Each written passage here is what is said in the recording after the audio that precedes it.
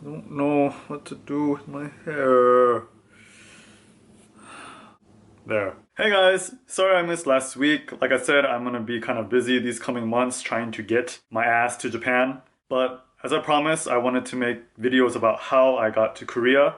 And so let's begin. If you guys are wondering how I discovered teaching English in Korea, it was when I was studying abroad over a few summers and I had made some friends. They told me that they were teaching English in Korea and I thought, wow, that's awesome. How did you get a job like that? You probably need to major in education. My friend told me, no, you do not need to major in education. You really just need a bachelor degree, a four-year degree from any college. And as long as you're a native speaker, you're pretty much good to go. And so I was thinking, oh my god, that's me. I am those things. I can do this. Pretty much then and there, I decided that after I graduated from university, that I would go teach English in Korea because I really had no plans for life.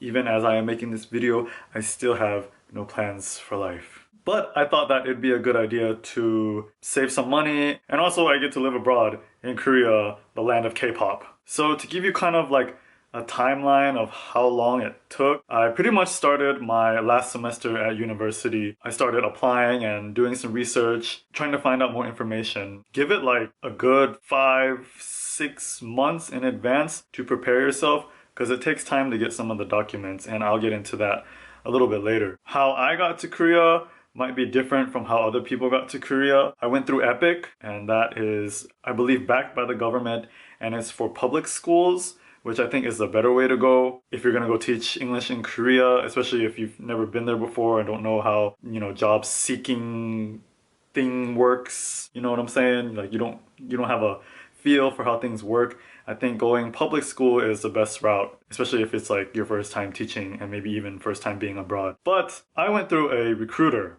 The recruiter that I went to is called Gone to Korea. This was a while back, so I hope they're still doing things, but I really appreciate the help that they gave me because they were really helpful, really patient, because I had a lot of questions to ask, shooting emails like almost every day, trying to understand what everything meant. So if you are looking for a recruiter, I suggest Gone to Korea. So from what I remember, this is how it worked out for me. I applied through Gone to Korea, not the actual, schools itself. They help those schools find people.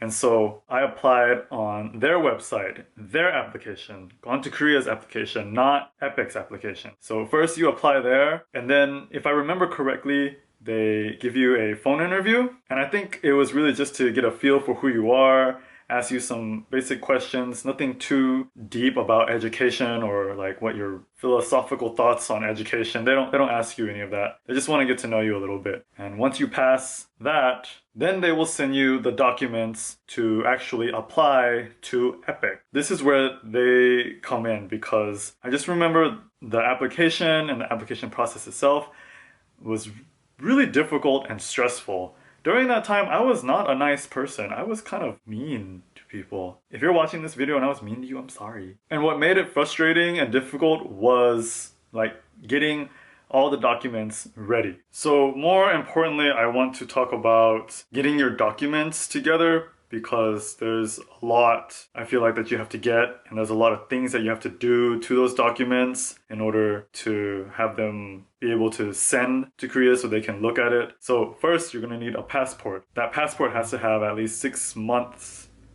of valid passpority. You know what I'm saying? Like you have 6 months left on your passport, and if you don't, you need to renew it and or you need to get one, and that takes time to get one and to renew. So make sure you do that at least 6 weeks in advance. Make sure you have your degree, like a hard copy of your degree, and or let them know that, this is a date that you will be graduating and that you will be receiving your degree. You also have to get your degree and other documents notarized. If you don't know what that means, to my understanding, that's like proof that it is a real document. And so you need to go to somebody that can notarize it. And those are certain people with notary. Is that the correct term? You're also going to need official transcripts from your school. I think they said have 2, but I got 3, and they got to be like sealed and in envelopes and stuff. So don't open them. This is the one that screwed me over. So you have to get a background check, and I am speaking from an American's stance point of view, I guess. So you have to get a FBI background check, which is a national background check. State background checks do not work anymore because you can commit a crime in one state and then move to another state and then get a background check and it'd be clean. And then you send that in and they're like, oh, you good boy, you don't do bad things. But comes to find out you like sell drugs and touch babies or something. I don't know. I'm just saying, So they have to get a, national background check because they don't want bad people to go to their country because that would be bad. So this takes, I want to say 2 months. But what screwed me over was when I sent my fingerprints in to get it checked, they sent them back saying they were smudgy. After 2 months of waiting, they sent it back saying it was smudgy. And so I had to like do it again, and I'm like freaking out because it's almost time for me to go. What I recommend is send in like 2, 3, 4 copies of your fingerprint. When you do that in advance because they're gonna need that. And you're gonna be freaking out when it comes back and they're like, oh, your fingers were too oily because you have nasty oily fingers. And on top of that, when you get your just thinking about it makes me frustrated. So when you get your FBI background check, you have to get an apostille seal. Is that how you say that word? I don't remember how I did it. I remember I sent it to somewhere official, government, something, and I requested for it. I just remember having to make a lot of phone calls for all these documents to make sure they were real and they had all these seals and stuff. And so you have to do that. You have to get the seal on there for it to be like official. So I remember doing that, and that also took time. That's why I was so frustrated. And I know I'm just kind of like running by these things, but everything is listed in the Gone to Korea website. They even show you like how to get things notarized or how to get an apostille seal. If you are applying to public schools, you're gonna need 2 recommendation letters. I did one from one of my professors that I never had a class for. He taught an online class. I met him maybe 3 times. And then I also had my manager, boss, write one for me. Another thing you want to do is when you get your documents, you want to make sure you make copies of everything. Just in case you don't know what's gonna happen, just make copies of everything just to be on the safe side.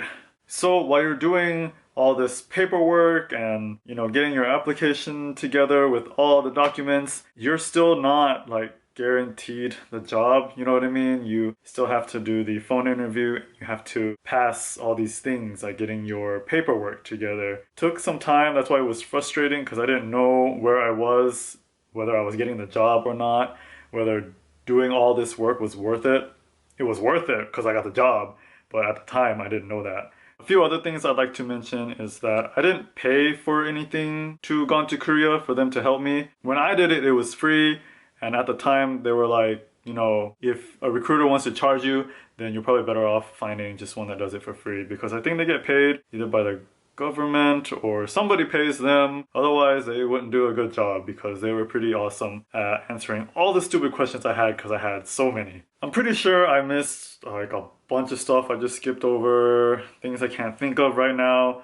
But if you leave your questions and comments down below, I will be happy to answer them. I will do my best to answer them. In the next video, I will talk about actually getting the job or getting offered the job and how I got ready for that. I will see you guys next time. Goodbye.